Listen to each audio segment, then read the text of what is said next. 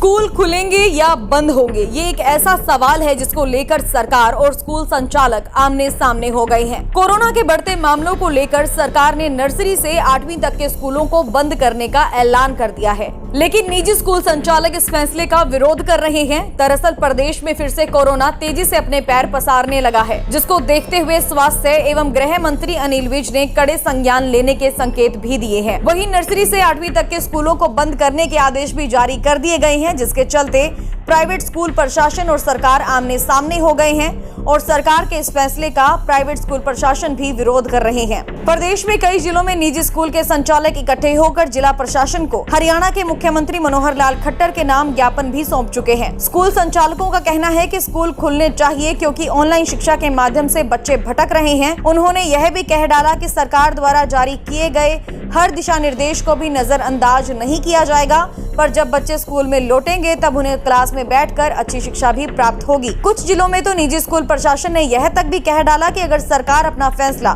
तुरंत वापस नहीं लेती है तो वो या तो भूख हड़ताल पर बैठेंगे या फिर उनके ऑर्डर के खिलाफ जाकर धरना प्रदर्शन करने से भी पीछे नहीं हटेंगे। आपको बता दें कि हरियाणा में सरकार के द्वारा मान्यता प्राप्त 14,000 से भी अधिक निजी स्कूल हैं, जिसमें पढ़ने वाले बच्चों की संख्या लाखों में है। स्कूल संचालकों का कहना है कि ऑनलाइन शिक्षा से बच्चे पढ़ाई में भटक रहे हैं और फोन चलाने के आदी बनते जा रहे हैं। इसी बात को लेकर निजी स्कूल संचालक सरकार के इस फैसले का विरोध कर रहे हैं। आपको बता दें कि पिछले साल जब पूरे देश में कोरोना की वजह से लॉकडाउन लगा था तो सभी निजी व सरकारी स्कूलों को बंद कर दिया गया था और यह आदेश भी जारी कर दिया था कि जो अभिभावक फीस देने में असमर्थ है, स्कूल ऐसे में स्कूल प्रशासन यह तय करेगा कि उन्हें क्या करना है। करीब 11 महीने निजी व सरकारी स्कूल बंद रहने के बाद सरकार द्वारा इसी साल फरवरी माह में स्कूलों को खोलने के लिए आदेश जारी कर दिए थे, लेकिन अब एक बार फिर से कोरोना तेजी से फैलने लगा है, जिसकी वजह से बच्चों की सुरक्षा को ध्यान में रखते हुए सरकार द्वारा फिर से स्कूलों को बंद करने के आदेश जारी कर दिए हैं, जिसके विरोध में अब निजी स्कूल संचालक सरकार के सामने खड़े हो गए हैं।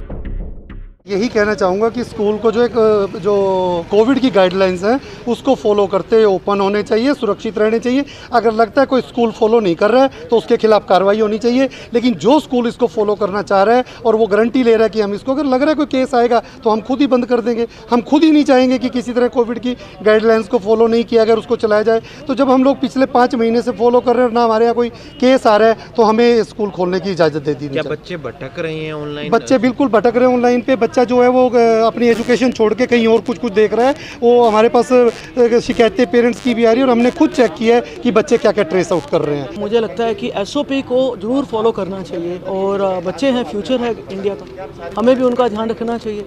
लेकिन मुझे लगता है अगर वो स्कूल में 3 घंटे के लिए आते हैं उसमें वो काफ़ी सेफ भी रहते हैं। अब वो घर जाते हैं, पेरेंट्स उनके भी बाहर जा रहे हैं, एक्सपोज तो अपने पेरेंट्स से भी हो सकते हैं, एक्सपोज तो रोड के ऊपर भी हो सकते हैं, और वो बच्चे भी घर नहीं बैठ रहे और पेरेंट्स खुद भी इच्छुक हैं और हम पेरेंट्स को ऑप्शन भी दे रहे हैं ऑफलाइन या ऑनलाइन। तो मैक्सिमम पेरेंट्स ऑफलाइन ऑप्ट कर रहे हैं, तो जो ऑनलाइन कर रहे हैं वो घर से कर सकते हैं।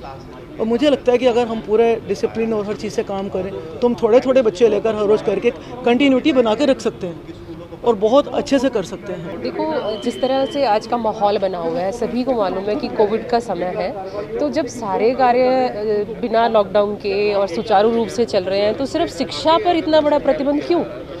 तो ऑनलाइन शिक्षा से बच्चों की जो शिक्षा है वो बाधित हो रही है, ये सभी जानते हैं। तो जब स्कूल में हम सब इस बात को समझते हुए शिक्षा को सुचारू रूप से चलाना चाहते हैं, तो मुझे लगता है ये थोड़े से समय का जो बंधन है वो नहीं होना चाहिए, क्योंकि कोविड तो रहने वाला है, ये सब जानते हैं, कोविड ख़त्म होने वाला नहीं है। तो कोविड के साथ साथ हम सभी चीज़ों को ध्यान रखते हुए अपनी शिक्षा को सुचारू रूप से बच्चों तक पहुँचा पाएँ, ये हमारा कर्तव्य बनता है। तो हम उसी के लिए यहाँ इकट्ठे हुए हैं कि ये जो बंधन है हमसे हटाया जाए, क्योंकि जिम्मेदार शिक्षा के प्रति हम लोग हैं।